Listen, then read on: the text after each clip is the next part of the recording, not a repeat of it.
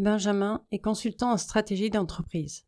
Depuis quelques années, il aide ses clients à structurer leur business, à trouver des solutions innovantes. Il est doué dans ce qu'il fait, et ses clients le savent.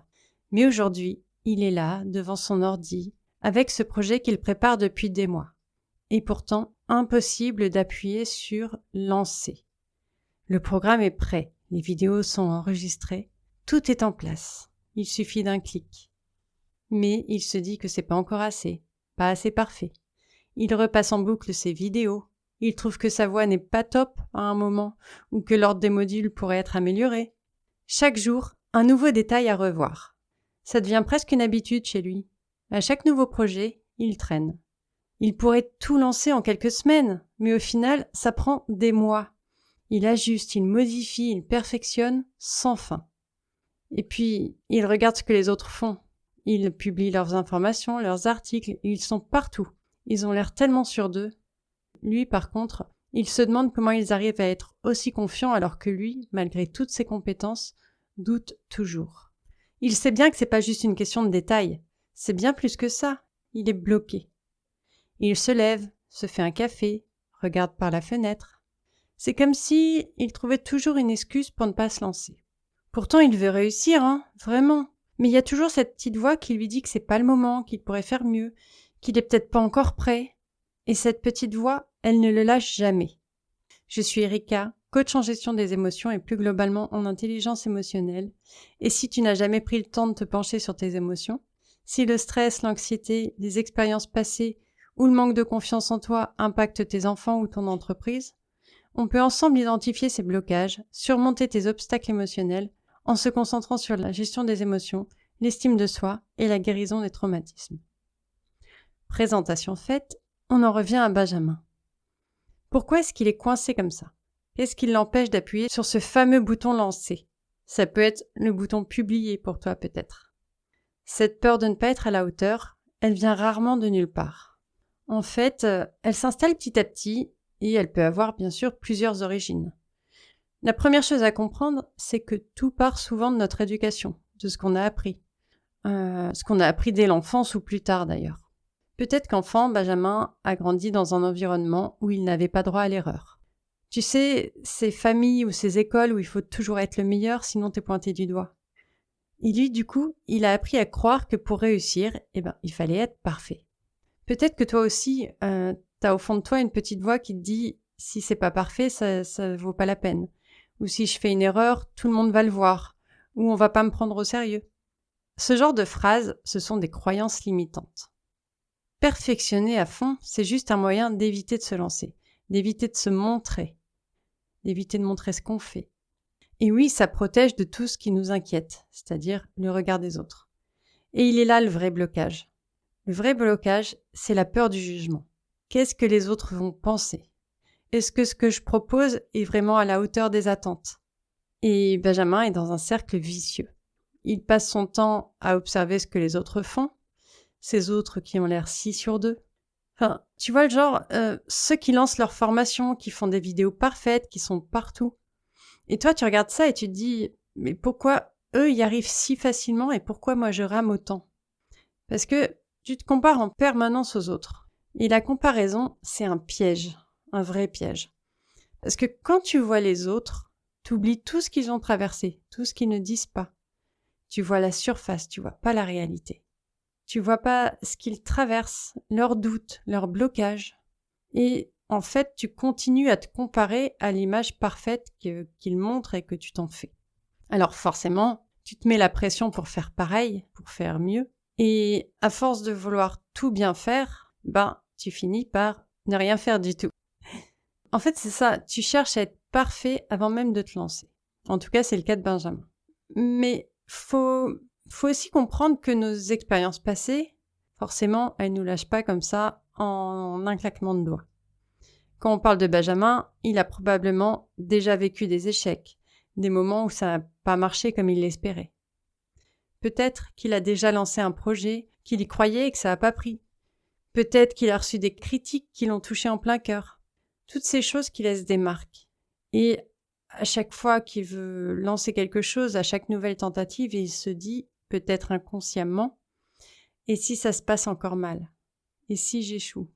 Et si je reçois des critiques? Alors forcément, il freine des cas de fer.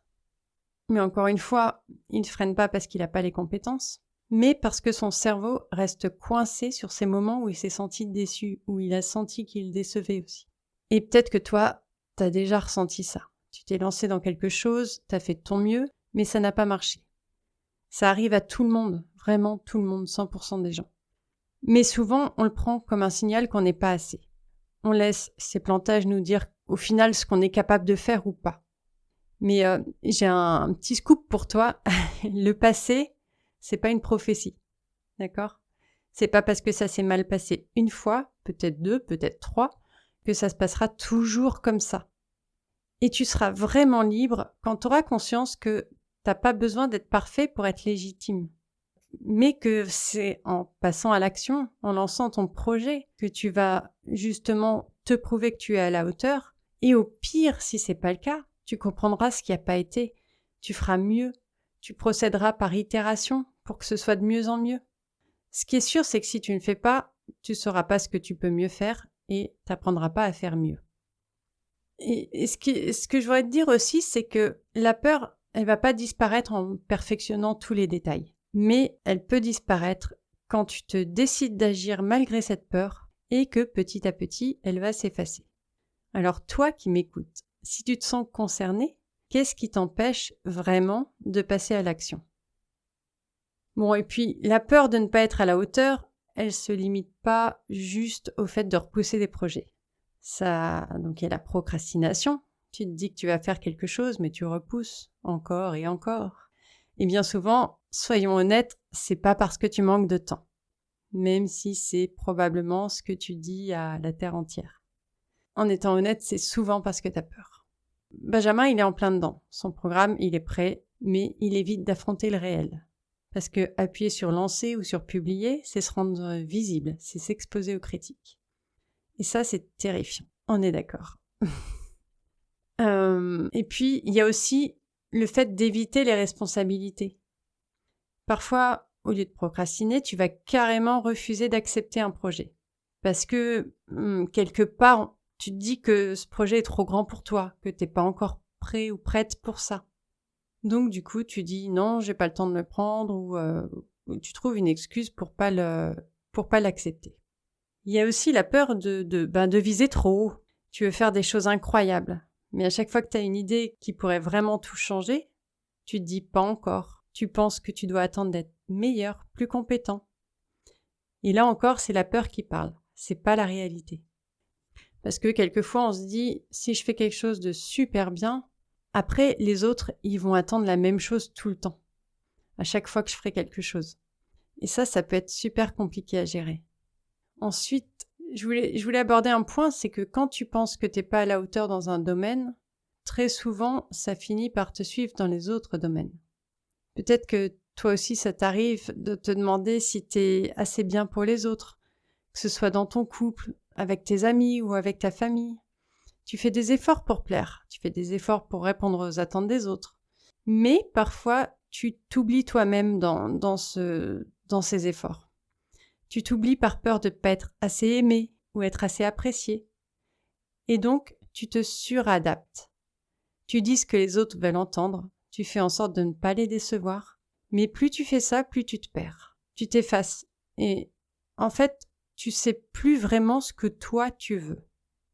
Et j'ai envie de dire, pour les multipotentiels, c'est encore pire. Si tu touches à plusieurs domaines, t'as plein de passions, t'as plein d'intérêts, et au lieu de te sentir, on va dire, valorisé par cette richesse, pour moi c'est une richesse, tu dis que t'es pas assez expert dans chaque domaine.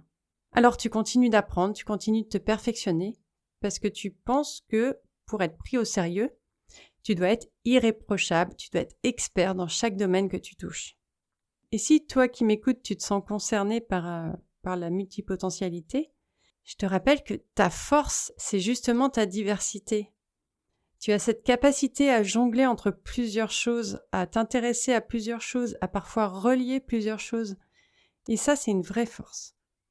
Dans tous les cas, ce qui compte, c'est pas d'être parfait. c'est d'oser avancer, même quand tu doutes. C'est là que tu es fort. C'est là que tu prends ton pouvoir. On a vu d'où vient cette peur, comment elle peut te bloquer. Et maintenant, on va parler de comment s'en libérer. Parce que oui, tu peux la dépasser, cette peur. Et ça commence par toujours la même chose, la reconnaître, mettre des mots dessus, l'accepter. Le plus souvent, on fait tout pour fuir nos peurs. On essaye de les éviter en espérant qu'elles finissent par disparaître. Mais tu le sais aussi bien que moi, ça marche pas comme ça. Tant que tu la refoules, elle reste là. Elle tourne en boucle dans ta tête. Ce qu'il faut, c'est apprendre à la reconnaître. Quand tu commences à identifier ta peur, tu commences déjà à reprendre le contrôle. Alors, la prochaine fois que tu sens le doute ou la peur monter, prends un moment, pose-toi et dis-toi « Ok, là je doute, là j'ai peur. C'est ma peur de ne pas être à la hauteur, par exemple, qui revient. » Et te dire « C'est normal, tout le monde a des peurs. Le vrai problème, il est là, c'est quand tu fais semblant qu'elle n'existe pas. Parce que si tu fais semblant qu'elle n'existe pas, tu trouves des excuses, tu n'y fais pas face et donc tu n'avances pas et elles prennent le dessus. » Tu te concentres sur d'autres choses qui n'ont rien à voir et qui ne te feront pas plus avancer. Tu te concentres sur ton manque de temps, tu te concentres sur le fait que c'est pas parfait. Et donc, tu mets ton énergie sur d'autres choses qui ne t'aideront pas plutôt que sur le point de douleur. Tandis que quand tu la regardes en face, ta peur, tu lui dis « Je te vois, t'es là. » Et ça, c'est déjà un premier pas. Parce que tu mets des mots dessus, tu sais quoi cibler. Ensuite, il faut aller voir ce qui alimente cette peur. Très souvent, c'est lié à des croyances que tu as sur toi-même. Des idées que tu traînes depuis des années, qui te bloquent mais qui sont pas vraies. Par exemple, Benjamin, il a cette croyance que s'il fait une erreur, tout est foutu. Je suis sûre que toi qui m'écoutes, tu dis « Bah non, c'est pas foutu s'il fait une erreur. » Si c'est ce que tu te dis, applique-le à toi-même. Ce que je te conseille de faire, c'est d'écrire ces croyances. Note ce que tu te dis à toi-même quand cette peur arrive. Par exemple, si c'est pas parfait, je vais me planter. Les autres sont meilleurs que moi. J'ai pas encore assez de maîtrise pour pouvoir avancer. Les attentes des autres vont être plus élevées si ce que je fais est bien. Si par chance, un coup de chance, ce que je fais est bien aimé. Non, c'est pas des coups de chance, c'est du travail. Et voilà, note toutes ces idées. Et une fois que tu les as notées, tu les remets en question. Est-ce que c'est vraiment vrai ? Très souvent, tu vas te dire « Non, pas vraiment ». Est-ce que le fait de ne pas réussir du premier coup veut dire que je ne suis pas à la hauteur ? Je pense que même en te posant la question, tu auras tout de suite la réponse. Donc remettre en question ces croyances, c'est la clé pour commencer à les déconstruire. Ensuite, la prochaine fois que tu fais quelque chose, au lieu de te demander si c'est parfait, si c'est ce qu'on pourrait y trouver à redire, demande-toi « Ok, qu'est-ce que j'ai appris en faisant ça ?» Ça peut être quelque chose de tout simple. Peut-être que tu as avancé sur une tâche, peut-être que tu as osé dire ce que tu pensais, peut-être que tu as écrit ton premier post. Et qu'est-ce que tu as appris en écrivant ton premier post ? Qu'est-ce que tu as appris en voyant des réactions ? Ou pas de réaction d'ailleurs, s'il n'y a pas de réaction, c'est peut-être que ça touchait pas les personnes que tu visais et donc dans ces cas-là, tu as quand même des outils pour faire mieux. Quand tu réalises que c'est pas parfait, t'avances quand même. Et c'est ça qui compte. Et tu verras que petit à petit, tu vas itérer et tu gagneras en confiance. Par contre, il y a quelque chose de très important à comprendre, c'est que la peur ne s'envole pas du jour au lendemain. Elle sera toujours là d'une manière ou d'une autre. Et c'est là où il y aura un vrai changement, c'est quand tu vas apprendre à agir avec ta peur, malgré ta peur, et pas contre ta peur ou en fuyant ta peur. Parce que même si tu as peur, tu continues d'avancer. Quel que soit le niveau, entre guillemets, des gens, surtout quand on a une visibilité publique, quel que soit le niveau, on a toujours des peurs. Donc, ne crois pas que un jour, elle va partir tout de suite, tu auras un déclic, waouh, c'est bon, ça y est, j'ai plus peur. Tu auras plus peur des mêmes choses, bien sûr, mais il y aura toujours Des peurs, parce que c'est normal qu'on ait des peurs, parce que ça veut dire que on fait des choses qui comptent pour nous. Et quand ça compte, on a forcément peur, parce qu'on a quelque chose à perdre, parce qu'on a quelque chose d'important, parce que c'est normal en fait. Et c'est bien, ça veut dire que c'est important pour soi. Prendre des risques, ça veut pas dire faire n'importe quoi sans réfléchir, bien évidemment. Mais ça veut dire accepter que tu maîtrises pas tout, mais avancer quand même. Benjamin, il doit lancer son programme, même s'il doute encore. Parce que c'est seulement en agissant qu'il verra ce qu'il est vraiment capable de faire. Alors je te demande une petite question pour toi. Quel petit risque tu peux prendre aujourd'hui? Quel premier pas tu peux faire, même si ça te fait un peu peur? Que ce soit poster un article, contacter un client, ou même juste oser dire ce que tu penses. L'essentiel, c'est que tu fasses ce premier petit pas. Et plus tu vas faire des petits pas, plus cette peur va perdre en intensité. Tu verras. Pour finir, je t'invite à regarder ce que tu fais bien. Me dis pas « je ne fais rien de bien », c'est faux. Benjamin, il passe du temps à se focaliser sur ce qu'il doit améliorer. Et tellement de temps qu'il oublie tout ce qu'il a déjà fait. Et toi aussi, peut-être que tu fais pareil. Alors, prends une feuille, un temps calme, et fais la liste de tout ce que tu as réussi. Ça peut être des petites victoires, ça peut être des grandes, mais fais-le. Note tout ce que tu as déjà réussi et tout ce dont tu es fier. Parce que ces réussites, elles montrent que tu es déjà capable de faire des choses. Elles te rappellent que tu as déjà surmonté des difficultés et que tu peux continuer à le faire. En te concentrant sur tes forces, tu verras que cette peur, elle va commencer à s'effacer. Parce que, tout simplement, tu te rendras compte que non seulement tu es à la hauteur dans certains domaines ou dans certaines situations, mais aussi que tu l'as déjà été.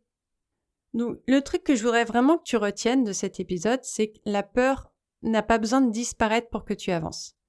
Il suffit d'en prendre conscience, de questionner ce qui la nourrit et de poser des actions, même petites, juste pour lui montrer qu'elle n'a plus le contrôle.